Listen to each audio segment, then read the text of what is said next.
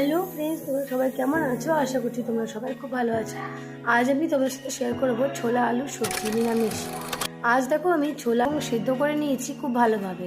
এরপরে এই রেসিপি বানানোর জন্য আমি নিয়ে নিলাম একটা বাটিতে 1 চামচের মতন ধনে গুঁড়ি, 1 চামচের মতো লাল লঙ্কার গুঁড়ি এবং 1 চামচের মতো নিয়ে নিলাম সবজি মশলা। এরপর একটু জল দিয়ে আমি মশলাটাকে ভালোভাবে পাতলা করে নেব।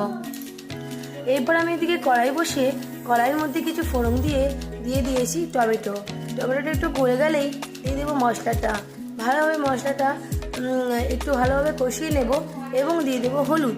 হ্যাঁ, এখানে আমি নুন দিয়ে নিই, কারণ আমি ছোলা এবং আলু সিদ্ধ করার সময় পরিমাণ মতো নুন দিয়ে দিয়েছিলাম। নুনটা কিন্তু তোমরা স্বাদ মতোই দেবে।